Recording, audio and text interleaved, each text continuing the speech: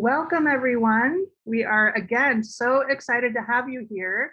I'm Riggs Kay, and today we're going to show you how to use our new scaling feature in IMVU Studio and also give you a more detailed look on how to use Shininess combined with normal maps, reflectivity, and diffuse. And then comes the best part where we answer your questions via our Q&A feature. Please use the Q&A feature to ask questions and remember to keep your questions on topic and GA friendly. And if you haven't downloaded our latest IMVU Studio product, I'm going to put that right here in our chat window so that you can see it. To everybody, there we go. So go ahead and download the latest if you haven't done that already. You can also find recordings of our past IMVU Studio learning sessions on that same page. So just scroll down and you will see the other 4 recordings that we've done, all on different subjects that are fascinating and very useful. So I encourage you to look at those if you weren't able to attend the last sessions. And speaking of recordings, we will be recording this webinar so that creators who were unable to attend the live sessions can view it later. All right, now let's introduce everybody. We've got our experts here, Drosselmeyer and Tonic. Drosselmeyer is IMVU's senior tech artist focused on IMVU Studio. So glad you're here today again, Drosselmeyer. Yeah, hi, great to be here. Looking forward to chatting with creators again. Yeah, and of course we have Tonic, our IMVU Studio product director. Hey, Ton. Hey, everybody.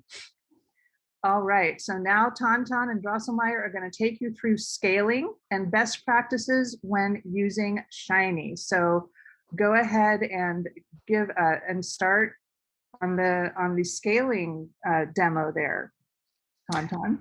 All right, sounds good. Let me go ahead and share my screen. Thank you. All right, so I'm just gonna start out with just a basic avatar here. And one of the new features that we released in IMVU Studio in the last release is scaling.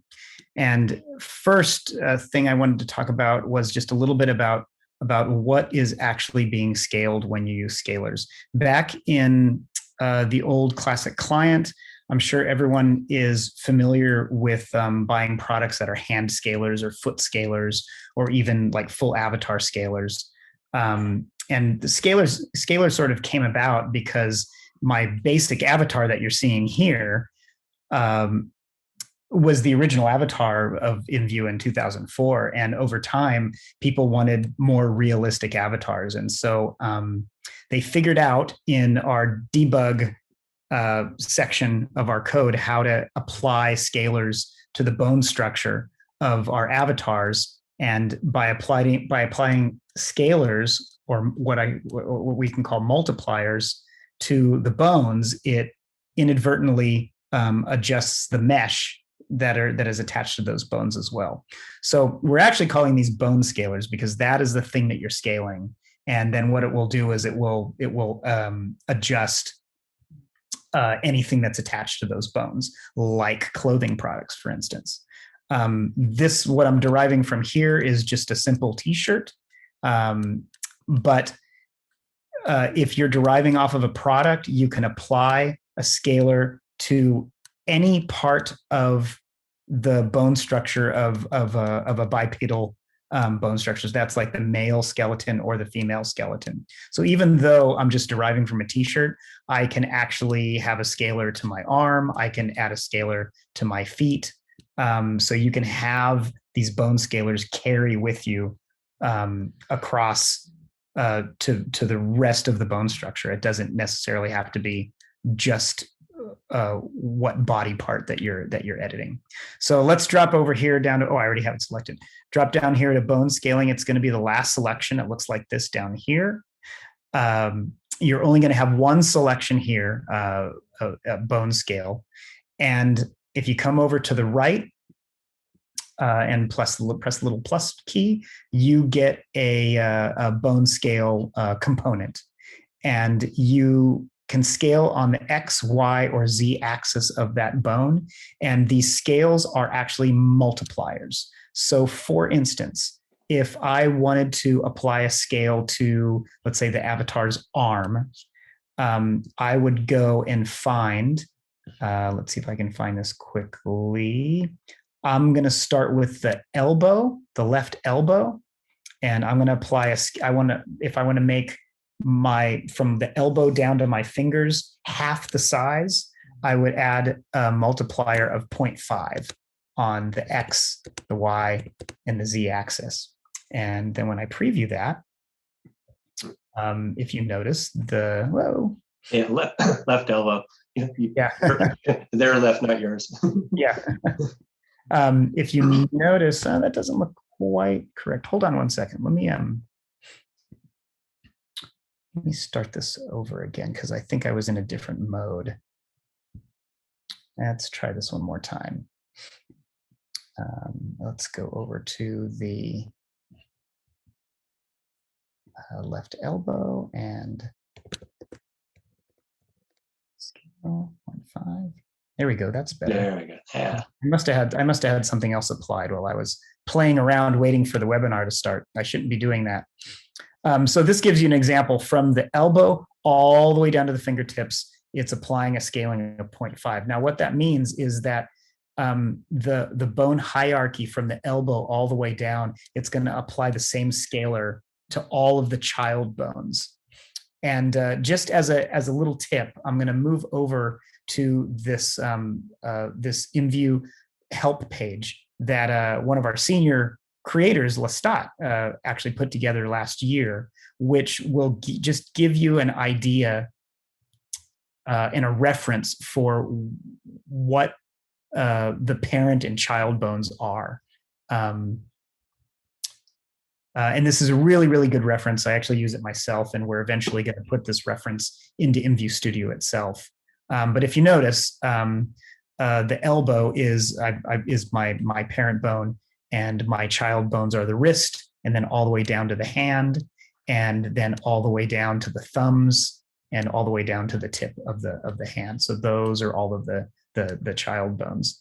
And then he actually has a really good reference here as well. If you really want to dig into it, this is a really nice way of just showing the full skeleton and the parent and child bones associated. So that's a really good reference, and I think Rachel's going to add that URL in the chat if anyone wants to go to it and look at it at a later time. So back to where we were here. One other important thing to understand, the most important thing, is I can add as many scalars as I want. I'm going to have to do this if, let's say, if I wanted my other arm to be smaller. I'm doing something really extreme here just to prove a point. But also,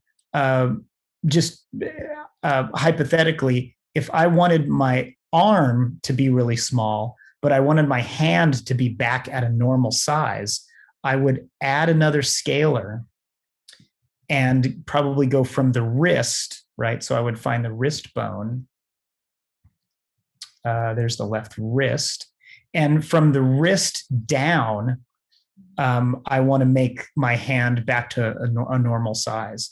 So the way that I would do that, you would think that if I made the wrist back to a scale of 1, that would work. But it doesn't quite work that way, because remember, we're working with multipliers.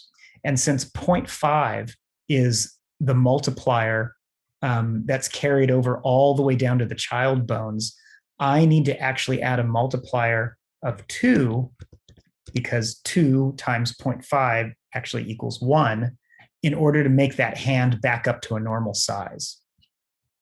So if I press preview, if you notice, my arm is still small, but my hand is back to a normal size. It looks kind of weird, but like I said, it's just to get the point across. So scalars, even though we have a really nice user interface, they are still kind of a little bit of a brain teaser to work with if you want to do some really subtle scalars on your avatar. But this feature is here now. We didn't used to have a user interface in the old client. Like I said, it was very exclusive to people that really knew how to use the debug tool, but we made a very convenient way of actually adding scalars to your product. So for instance, you could make a shirt product, and that shirt product could carry with it any type of bone scalars of your choice. And that is scaling. And I hope to get a lot of questions from you guys at the end of the seminar. But I think we're going to be moving on to Drosselmeyer next, who's going to show us some tips and tricks on specular and normal maps. Yeah.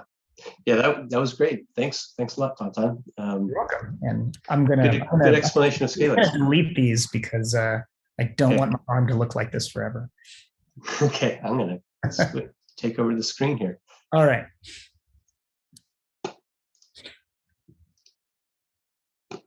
Okay. Am I live? Yeah, I can see you. Cool. Okay. So the purpose for what I wanted to present today was I've actually encountered some confusion lately around creating Shininess products. And I wanted to kind of, I hadn't really done a full demo of like how I would go about making a Shininess product. And I thought it would be a good idea to kind of do a walkthrough of in brief, of kind of how I would approach it from start to finish, taking a product that you could get from the store and then adding your own diffuse, shininess, and normal maps, and what all the settings are and how they work together. I'm basically going to go over the basics of how this is done. I'm not going to be demoing myself as a texturer, or I'm not going to be demoing my texture skills. There are a lot of really much more skilled traders out there who are excellent at texturing. So this is going to be much more of a enhanced tech demo.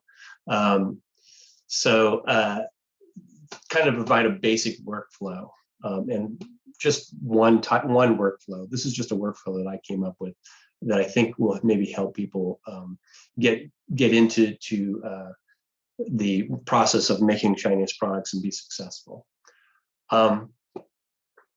The main takeaway from this will be how the diffuse, the normal, and the Shininess maps work together with reflectivity, and I'll kind of walk you through how that's going to work.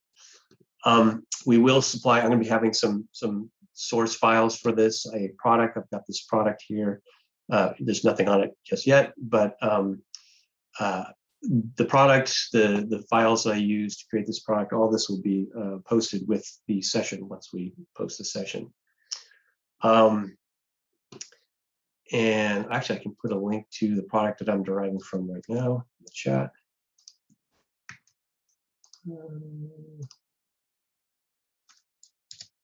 Okay. So I chose this product because it came with sample textures, and it was a pretty basic mesh. The topology was pretty straight. You can see the arms are very straight. There's not a lot of surface detail. It's a little hard to see because it's gray on gray. I'm going to switch to the wireframes here. So the product came with wireframe textures to show you where the topology is. And I'll put those on here. The other thing is that here's how it's structured. There's a front, a back, and sleeves, which is kind of a common way for tops to be made, at least basic tops. Where's the sleeves wood? There's the sleeves wireframe. Okay. And preview. Okay, and this is how the topology looks. So you can see it's not a very complex product, not heavy on the polys, pretty low poly, very straight. But that's what we're starting with.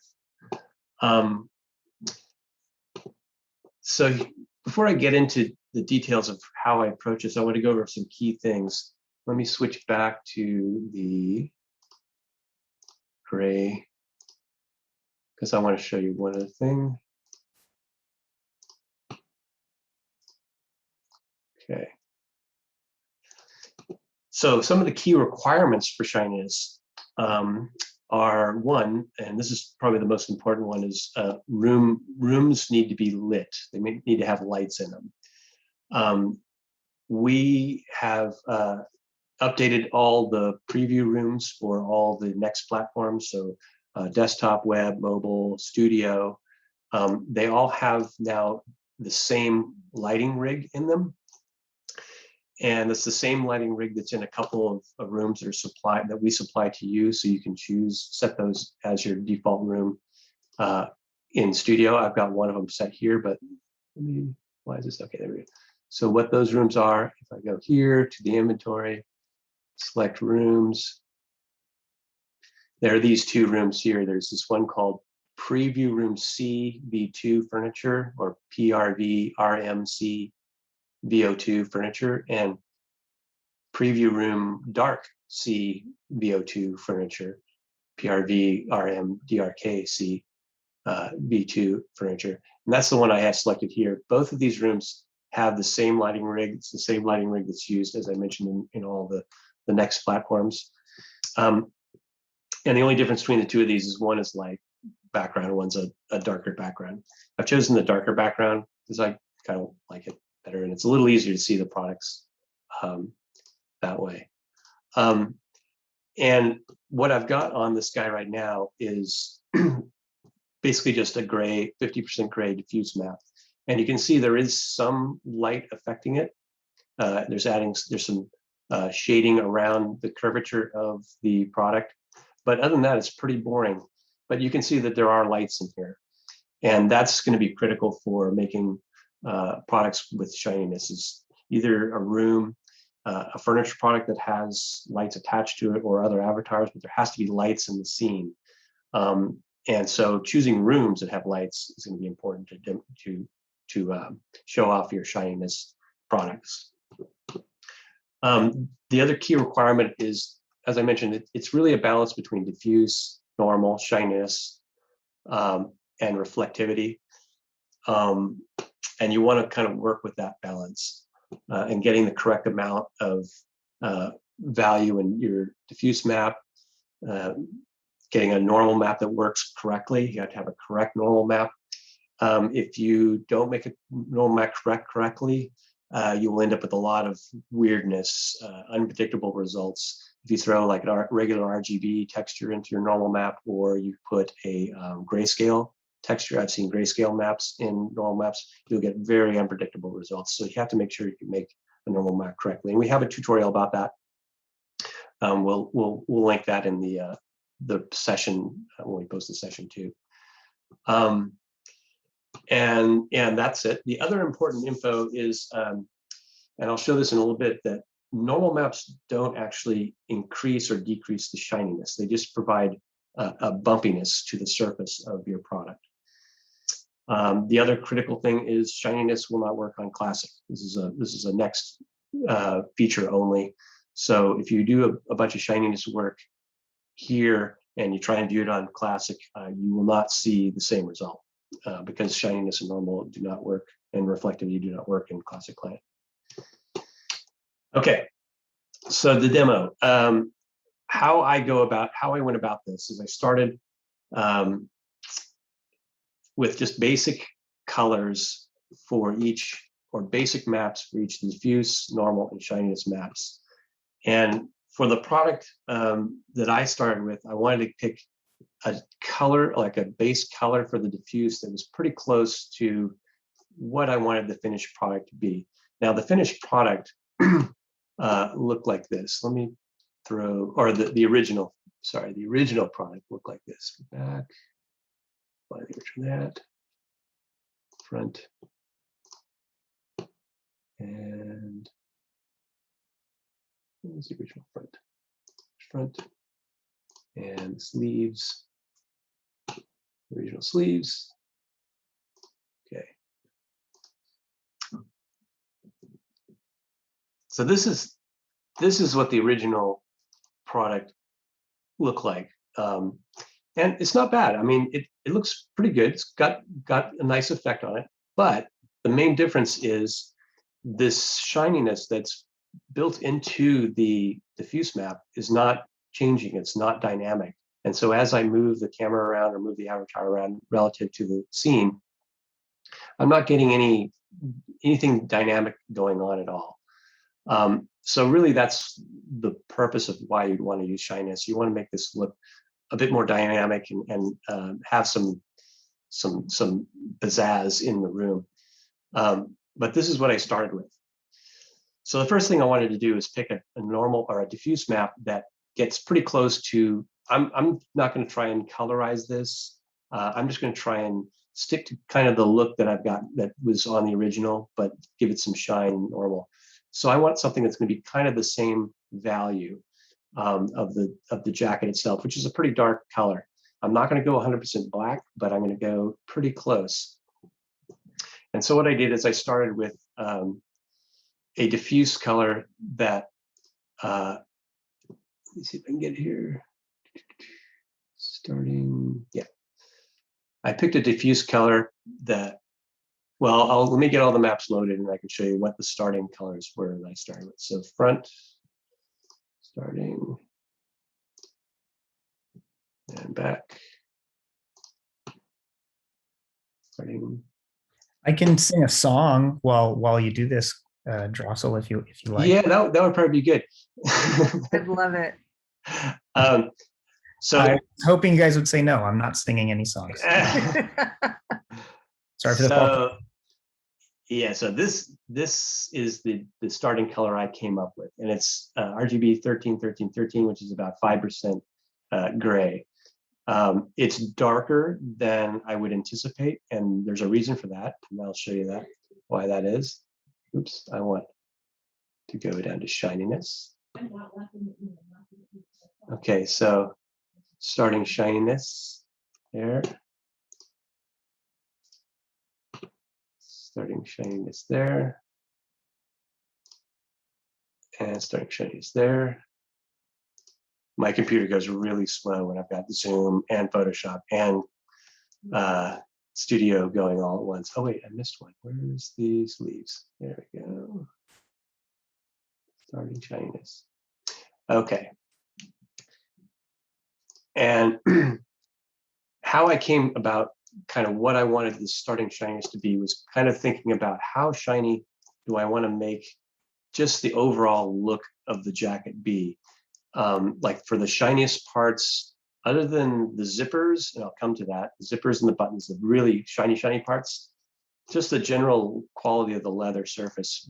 What's about the average shine I want? And this is what I came up with. And that value of that map is an RGB of 89, 89, 89, which is about 35% gray. Again, kind of pretty dark actually. And when you think about shininess is not, it's not a, some people are familiar with specular map. It's not a specular map. What this really is a scale of roughness. For some reason, we decided to call it shininess, not roughness. But 100% black would be completely rough, and 100% white would be super shiny, like a highly reflective surface, like polished metal, plastic, something like that. And so what I chose is something a little duller for the leather, because I'm still getting a lot of pretty good amount of shine on there. But as you notice, it's gotten a lot lighter, and so hence why I'm starting with a darker diffuse map. The next thing I set was the reflectivity. This was my starting 90. I actually ended up going down a little bit, and I'll come to why, but this was sort of in the tweaking phase when I started adjusting these values to get it just right. But I started with 90. The reason why I started with 90 is because I already know that I've got zippers and buttons and other highly glossy parts to this jacket. And in order to get those to look right, I have to have my reflectivity turned way up. So that's another reason why I went lower on the shininess, on the general shininess of the jacket. So the last thing I start with, and notice I'm just using flat colors. I'm not putting any detail in yet. So the last thing I added was just a neutral normal map. And this neutral normal map,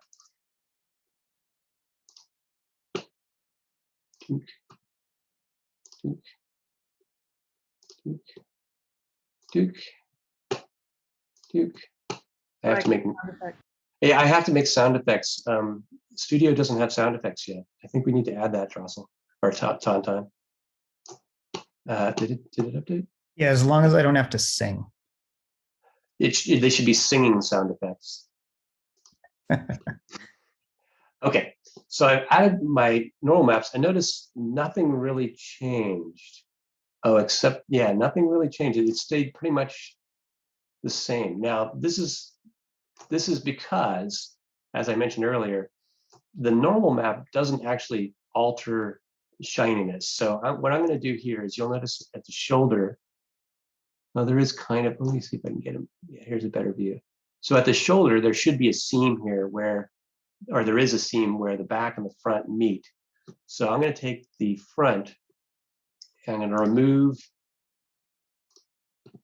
the normal map. And then if there really was an effect of the normal map on the shininess, you would see it here. But it's not affecting it at all. So when you add a normal map, as long as it's a valid normal map, it's not going to affect the shininess. What it is going to provide is surface detail or bumpiness, and that's what I'm going to show you next. Oh, and for the neutral normal map, here are the values. So the neutral normal map is 128, 128, 255 RGB, and that's solid, flat. Means there's no height, no depth, no bump to it at all. So for the maps themselves, now that I've got sort of a base of the general values that I want as a starting point, I started to go into the map creation part. And I start with the normal map. And because my computer is going so slow, I'm going to show you kind of what I ended up with. I can also show you sort of how I structure my files too.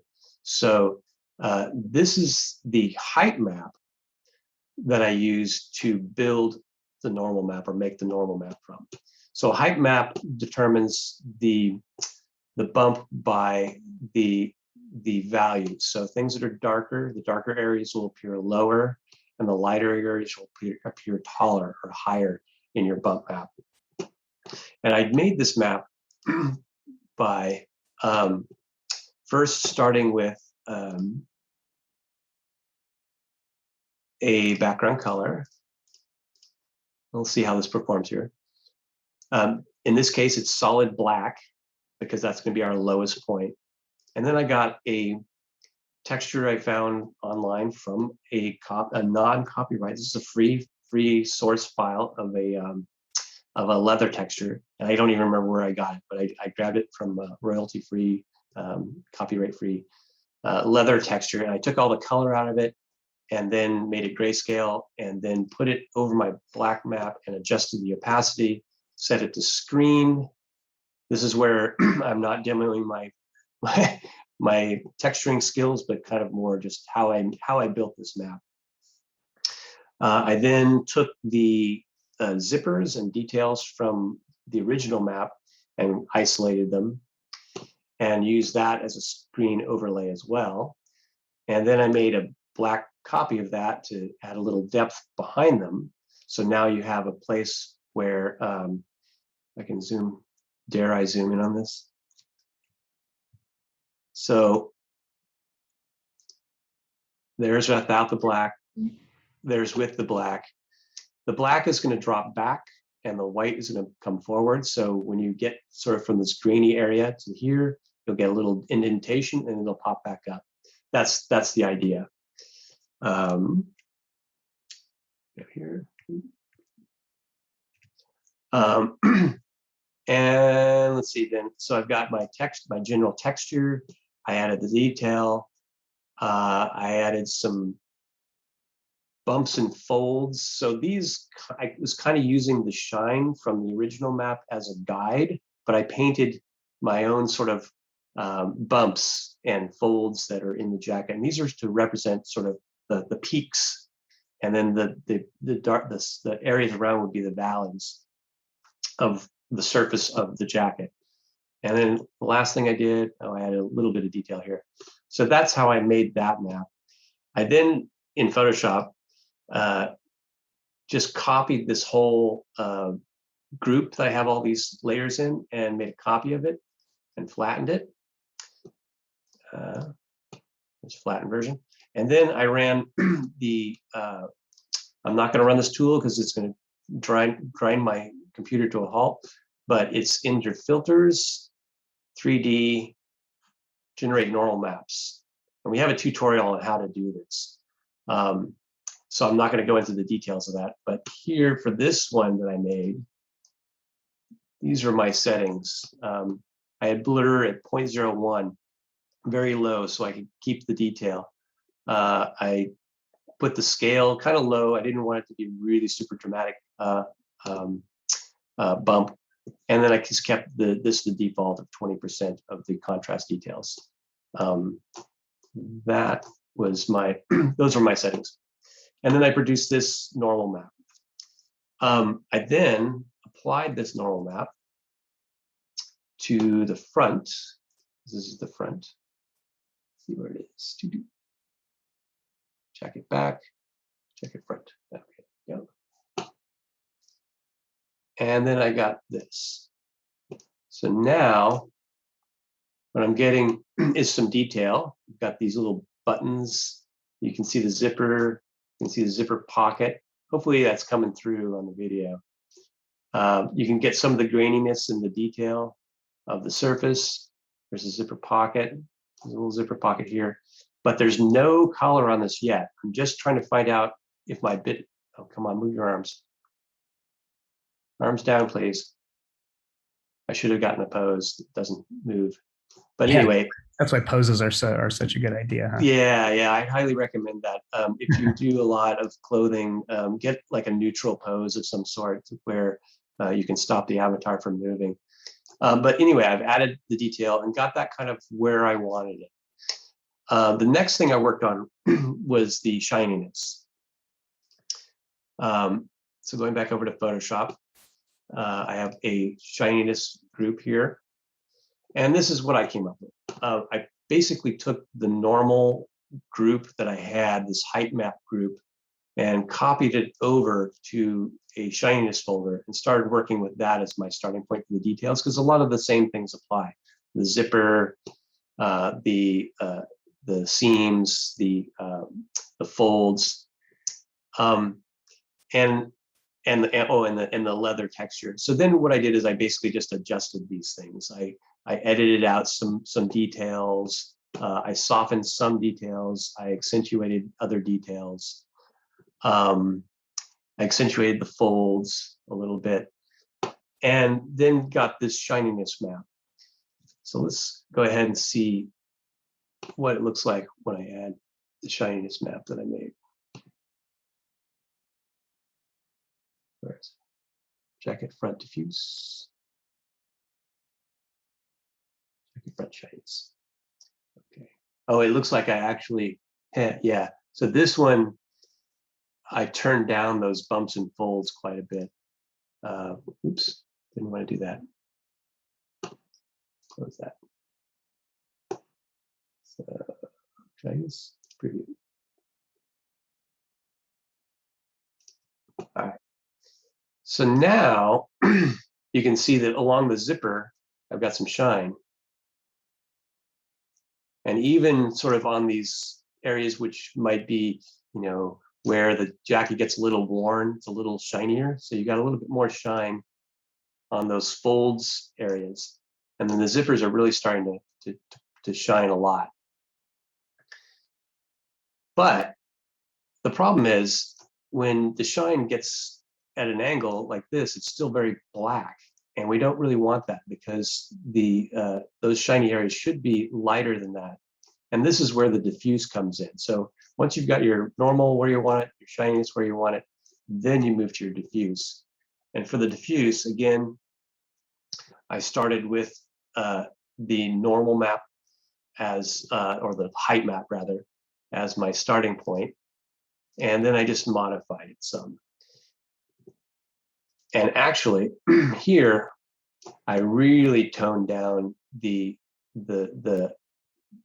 folds part and left it more or less a pretty even dark color. The original color of the background actually got darker because I have these, I think I said I started with 5, what was the original? Yeah, 5% gray. So what I ended up doing is making the base layer for the diffuse, I think this is, yeah, it's 0.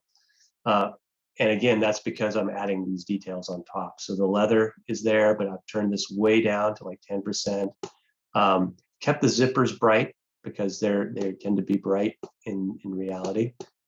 But everything else I've made pretty much, very much darker. So let's apply that and see what happens. Diffuse.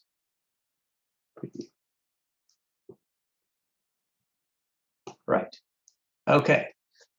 So now those highlighted or those shiny areas stay bright, and I kind of went pretty bright. They're maybe a little too bright.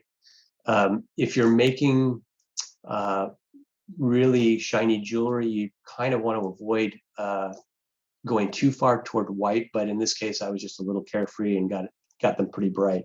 But they are not 100% white. I think the brightest area here.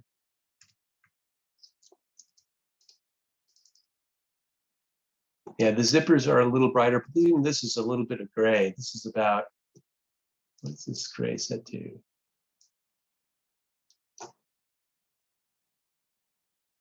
Yeah, that's about 175, 175, 175. So not 100% white. These are a little bit bright. In general, you don't want your diffuse to go 100% white. And in fact, you don't want your diffuse to go 100% white, because if you do that, it'll get completely blown out. So the diffuse is always going to be a little darker than your finished product for a Shininess product. Okay, pick up. Okay. Right. So that's kind of the gist of it. I did make a back for this. I didn't do the sleeves, but let me just put the back on because I added to the back. The original back, if you remember, the original back looks like this. There's nothing on it. So what I ended up doing was adding a back. I added an emblem to the back because I thought, hey, let's do something a little creative. So I added an emblem to the back. Back diffuse. Back normal. Back Shininess.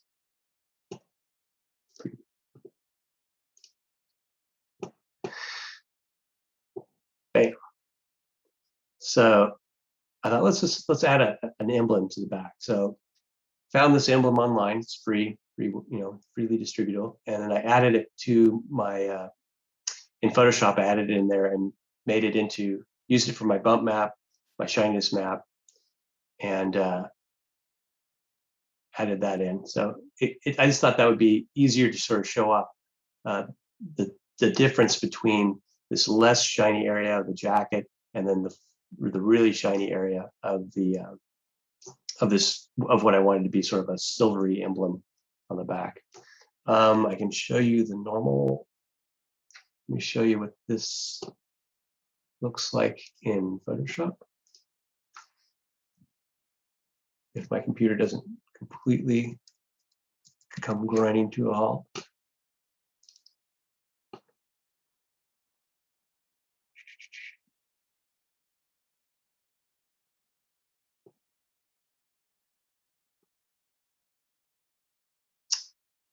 Thinking. Where is it? Hello. There it is. Ah, there it is. Oh, it's behind the panel. Okay. Okay.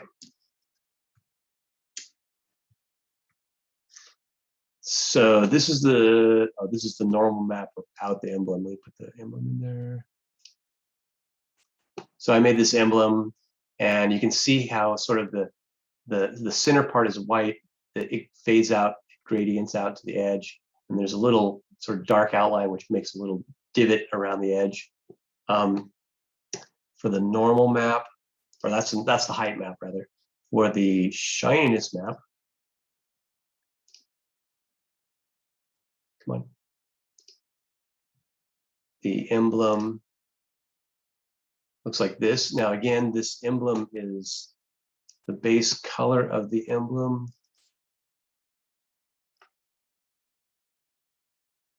Come on. And I did this with just layer effects. I didn't try and draw this. Yeah, it said 216, 216, 216. It's 85% white. So it's not 100% white for the shininess. And that's what the shininess map looks like. And then the diffuse map, oops, emblem, is like this. Again, it's darker. It's not anywhere near white. So I actually darkened it a little bit more for the diffuse. Let's see where the diffuse is here. Come on, come on, come on, Photoshop. You can do it. There we go. This is it's the same. Huh, interesting. The opacity is down. Okay, so that's why it's a little darker. So anyway, those are those maps from the back. And I think that's about all I wanted to show in terms of the process that I used to do this.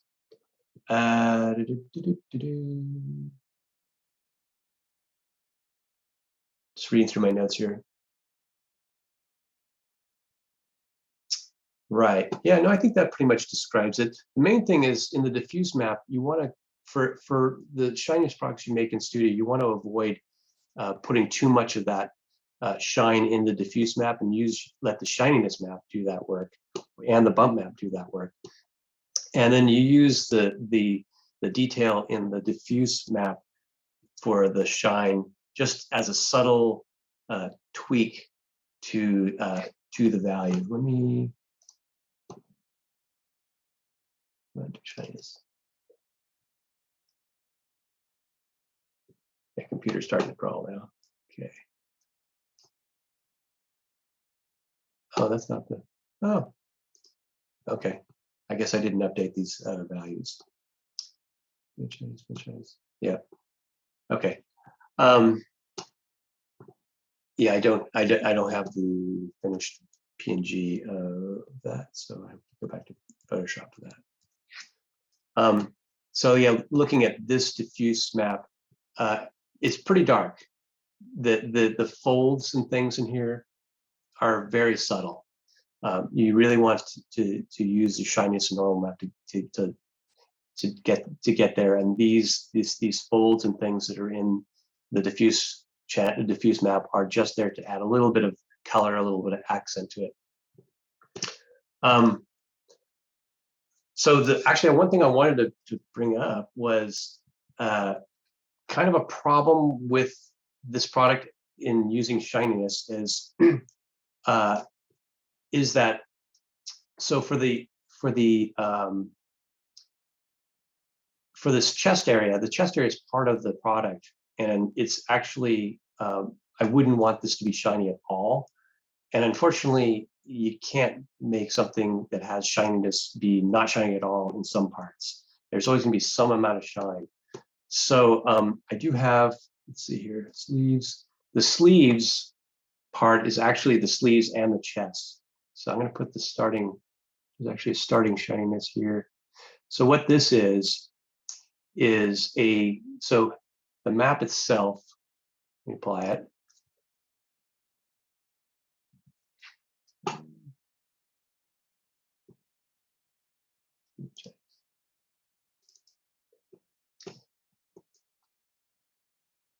So you can see it here. It's actually split in half. Half of the map is the sleeves part. I have the image here. Here we go.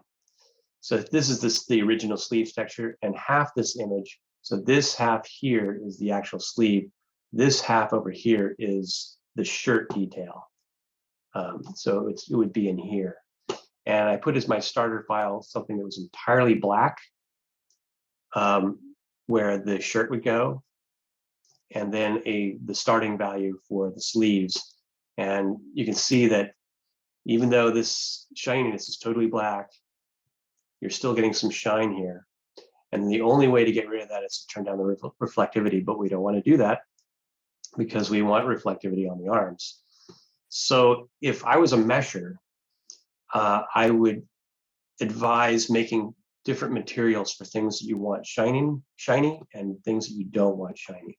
So if I was to mesh this product, and this is mainly for the meshers out there, I would make a separate material that's applied to the shirt from the one that's applied to the jacket.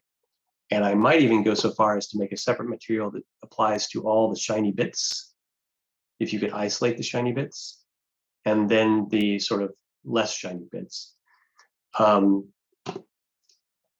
Yeah, that's just sort of, if you're a mesher out there, that would be a tip for you. So that's sort of the finished product. I didn't get to the sleeves, so I can't demo the sleeves. But this is pretty much the finished product I came up with. I think I adjusted in the front. I adjusted the reflectivity down to, I think, about 75 because it seemed just a little too shiny to me. Yeah, this is where you get into sort of the tweaking of it. And you can obviously go back and tweak all your maps to adjust them. But I do suggest starting with your bump map, because it's hard to know how much you're changing the bump map once you've got shininess maps in there, diffuse maps in there. Yeah, so to recap, find a good starting point for your diffuse colors with the sort of the darkest value of the part of the product. Set the normal map to a neutral map. Find a good starting shininess that will be sort of the general shininess of your product. And then start to build out each of your maps, starting first with the normal map, I would suggest, because you, like I just mentioned, you want to work out those details while there's not any other texture influencing that. Get this as close as a finished product as possible. Then build your shininess map, and you can use the height map from your normal construction as starting point, and then finish by building the diffuse map. And what you're adding here is just details, some shadow. So one thing I didn't do that the original map had, I can get to it here. Where is the original? So in the original diffuse map, it has this shadow that's under the lapel. I would add that back in, and I just didn't get around to that, because if you look here, you're getting a lot of shine under the lapel, and I think it would be an improvement to add that back in there. So shadows, or what we call sort of ambient occlusion. So it's all the places in where corners are, or where seams come together, where you get a little dip in the height of something. That's the kind of detail you want to add in your diffuse map. Yeah, and then subtle tweaks to the shine, like I did here. And that's pretty much my demo. Thank you, Drosselmeyer. Really appreciate it. We've got a few questions from the audience, if you guys want to take a look at that. Okay, I'm going to stop sharing at this point. Yeah, I answered a few questions while we were going, but there was one question for you, Drossel, that I just saw from Alex. He was wondering how right now the jacket looks sort of plastic or like really shiny. How would you change the normal map and the shininess map to, I guess to bring those guides down a little bit? Maybe more satin instead of plastic, right? Like there's a big difference there. Yeah, no, that's a great question, and that kind of goes back to what I was saying about if you were, the issue is here is you've got some very shiny things on something that you want probably a lot less shiny. And so it's a balance. It's going to be a balance between sort of the amount of reflectivity you have. Well, we can play. Let me share again. We can play with it as long as I'm going to shut down Photoshop so I can get a little more speed here. No. See if this improves things. Share screen. And this one. There. Okay, so it's really a balance between the diffuse, the shininess, and this reflectivity. And it's tough when you have a product like this where you have areas that you want less shiny from areas you want more shiny, like I was mentioning about the chest versus the sleeves. Like we wouldn't want any shininess here there, and yet we're getting it there. And the only way around that is to turn down the reflectivity. But unfortunately, that affects it globally for the material. I'm on the front. If I wanted to get it less plasticky, so that you're getting this kind of sheen, like right in here, I'd have to turn this down. I could go darker with the shininess map, but what that's actually telling the renderer is I want it to look more rough. And actually, if you're trying to get that balance of a really polished leather look, it's going to be tricky. It's going to be a tough thing to do. But let's just try turning down the reflectivity here. So let's turn it down way down, like say 20-ish, like that. This should make it appear a little less. So it's now much darker, but it's also it's still got a little bit of that hard edge. Now that's something I'm actually looking into. It's very hard to see, but it does have this sort of little bit of a plasticky, shiny look. And this is something I'm going to be talking with our engineers about, because I'm not sure this is exactly doing what we want. But by turning down the reflectivity, you're going to turn down that sort of plasticky look. But then you kind of lose what you're after in these highlights. I'm by no means an expert at this, but I understand the moving parts. So I would say this is a lot of sort of playing with it and experimenting with it. I mean, I've seen a lot of really great looking products out there. There's a dress, I think Tauntaun, you've showed this off a few times by Aki, that looks like a satin dress, and it's got some great details on it, and it doesn't look plastic. It looks very much like satin. Mm-hmm. One of my favorite outfits, actually, that have come out. So that would mean you turn down the reflectivity, but if you were to take the shininess map and make it higher grayscale value, that might actually give you more of a satiny look. Mm-hmm. because the whole thing is more is reflecting more light, but it's not blowing it out like the reflectivity does, maybe. Mm-hmm. Mm-hmm. This is a laywoman's question. This is Riggs. What if you changed the normal map and made that more like contrasty and sort of rough? Oh yeah, that's a good question. Does the normal map have anything to do with how shiny an object is? No, not really. I mean, even if I went back, we can try it here. I can go back to the neutral. So and removing it won't have an effect. But if I go back to the neutral, it'll actually look even plasticier, I think. Yeah. See, it's now you got this hard line. Mm-hmm. Can everybody see that? And it doesn't look like it has any depth on it at all. If you made it more extreme, then the bumps would just look more extreme. So it's not going to change the amount of reflection, just sort of what that reflection looks like. It's the surface that you're changing. I can remove this entirely, and it should look the same. Yeah. Okay, so. Oh, too close there. So you're still getting that hard edge. So if anything, It does, yeah. So if anything, the normal map will help break that up a little bit, but you are going to get this sort of weird edge, and I that's why I need to go back to our engineers and sort of talk about that, because I think as you in, what we really need is kind of a specular mask, and I don't think we have that. And I'd have to see if that's possible, because you could then make the parts that you don't want shiny at all just to not be shiny. Mhm. And so Right. that could be the little bits in between the grain of the leather, and so then that would sort of, I think, reduce the plasticiness of it.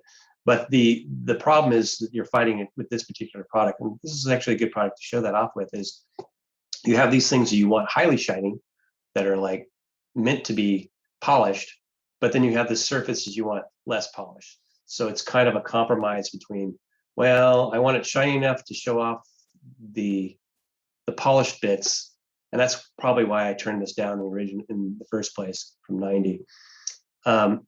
So you want the polished bits to look shiny, but you don't want the softer bits to look less shiny. So I think if I was to play with this more, I would probably play with the amount of reflectivity, and hopefully this answers Rick's question or Alex's question. Is I would play with the reflectivity and then the tonality of your shininess map, keeping in mind that the darker you go with your shininess, it's not actually it's not a mask. It's just going to make it appear more rough, and so you're always going to get, so like up in here in the chest, this is black, but you're still getting some amount of reflectivity. It's just very very rough, and that's where I think we need to look at improving it a little bit. Mhm. We've got a few more that's questions. I just wanted to make sure we got to them if they're answerable here. I was going to answer Rick Larson's question. He asked how much will this raise the KBs of the product, or the file size of the product? Yeah, that's a good question. Yeah, and I think it's going to raise the file size by the size of the normal and shininess maps. The shininess map is actually going to compress pretty small because it's a grayscale image, right? But the normal map actually has a lot of color in it, so that's going to be an extra texture map in your product. Yeah, and I didn't even. Oh, go ahead. I didn't even get into how to sort of like how you would optimize this. Mm-hmm. There are techniques for optimizing this, like depending on your product, you could get away with making a smaller diffuse map if there's not a lot of detail, if it's mostly color. If your product has a more subtle shine on it, you could make a smaller shiny map. Mm-hmm. I would tend to advise people to keep their normal map largest, because that's where your detail is. But in general, you can optimize by compromising on the size of your other maps. Right. And the main reason I wanted to answer this question is just to remind everyone that in our I think it was just the last release or the release right before that, we actually raised the maximum KB size for products, and partially because we know that we have 2 more texture map slots now. So products like rooms have a 6 megabyte limit now, and products like tops and bottoms and shoes and some of the major clothing categories, I think we went to 4 megabytes, and then smaller things like eyes and accessories are still at the standard 2 megabytes. So that gives you quite a bit more room to work with when you're making your products. We've got a few more questions here. Yeah, I was looking at Bridget's question. I think I know who that is. For something that's highly shiny all over, for example, a faceted jewel, would you make the shiniest map all white or close to it, and rely on the normal maps for getting the faceted sparkly look to appear? Not quite. No, I would not go all white. And I was actually going to try and find a demo for that. Let's see if this. There we go. Okay, so here's a demo product that I made, and it's got a shininess map that's a grayscale, and a shininess map that's a oh right, this is okay.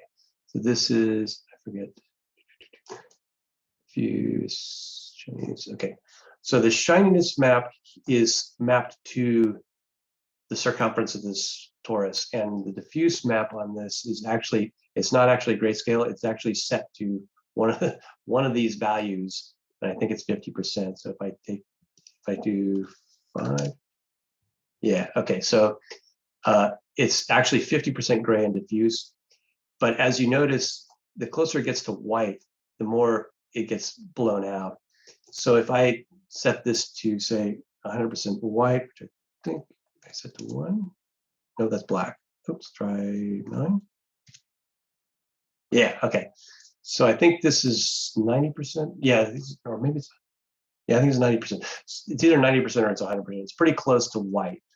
And you can see that it does tend to get, especially when it gets soft here, it tends to get very bright. I would avoid 100% white just because it tends to blow out all the color. Somebody else was asking about color of an item, right?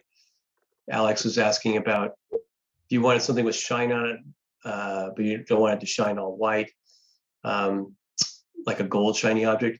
Again, I would make the color darker, so the diffuse color darker than you would normally expect, and then let the shine sort of bring it up, and then play with the amount of reflectivity and play with the value of the shine. For something that's really bright and shiny, like a piece of jewelry, I think I found by playing around a little bit that shiniest somewhere in the 50 to 80% range is good, and diffuse would be darker for a color, so you might want to go. Well, let me load up a different product. I think I have another product here. Do we have time for this? Yeah, we're running a little over, but that's okay. And Okay. I have another laywoman's question. So let's say like you had I don't know, like a ruby that you wanted to shine. You'd make the texture ruby red, but the shine you wouldn't make red, right? No, the color in the shine is not going to do anything. It's only going to use the value, and it's going to use that value to determine whether it's shiny or rough. Let me get here colors. So Right, because Riggs, the shininess map is all So- grayscale map. yeah, so here I've got a sphere that's got reflectivity at 50, and the diffuse is a gold color. It looks like that, and that's, I don't know what the value of that is. It's not very bright at all, and then the shininess is 50%. So let's preview that and see what that looks like. Okay, that's not too bad. It's kind of a dull antique antique gold, perhaps. So what happens if we turn the shininess up, or reflectivity up rather? Let's turn this up to 90% preview. Okay, so it's still kind of dull, but that's because of our shininess. So it has this sort of soft, burnished look. If I replace this with something that's white,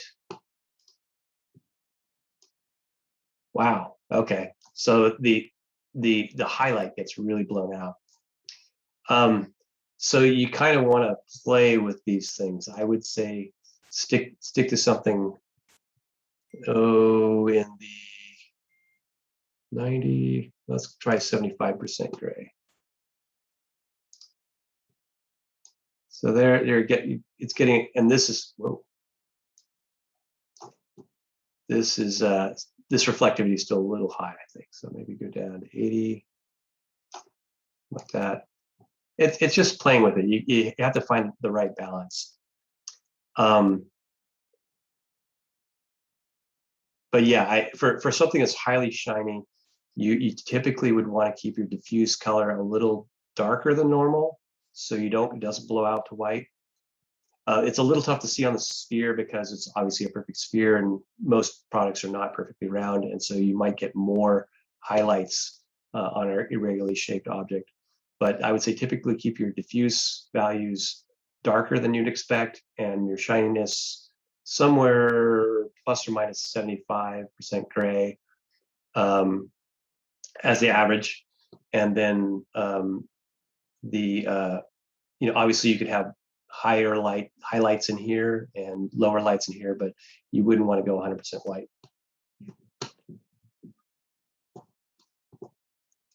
Hope that answered that question. Yes.